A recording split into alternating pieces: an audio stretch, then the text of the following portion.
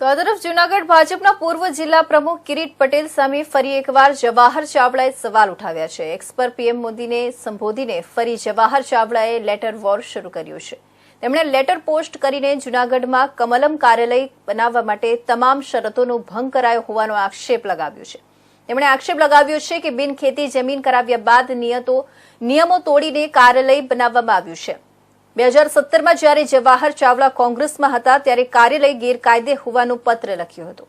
હવે 2017ના પત્રને ફરીથી પોસ્ટ કરીને પીએમ મોદીને ટાંકીને ફરિયાદ કરી છે। મહત્વનું છે કે વર્ષ 2017માં કિરીટ પટેલ જિલ્લા પ્રમુખ તરીકે કાર્યરત હતા। 8 માર્ચ 2019 જવાહર ચાવડા ભાજપમાં જોડાયા હતા।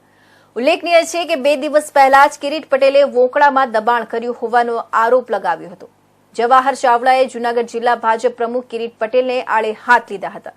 તેમણે પીએમ મોદીને ટાંકીને લખેલા પત્રમાં કિરીટ પટેલ પર હોદ્દાનો દુરુપયોગ કરીને સત્તા લાલસામાં રાજતા હોવાનો સણસણતો આરોપ લગાવ્યો હતો।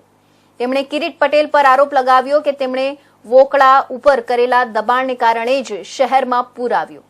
સાથે જ તેમણે જૂનાગઢ જિલ્લા ભાજપ પ્રમુખ એક સાથે 3 હોદ્દા ભોગવતા હોવાની પણ પીએમને રજૂઆત કરી હતી। સાથે જ જવાહર ચાવડાએ જિલ્લા ભાજપ પ્રમુખ પર આક્ષેપ લગાવ્યા કે વિવિધ વિભાગોમાં હફતાખોરી અને ભ્રષ્ટાચારને કારણે પક્ષને નીચું જોવું પડે તેવું કૃત્ય કર્યું છે। પક્ષના પ્રમુખે જ વોકળા પર દબાણ કર્યું છે।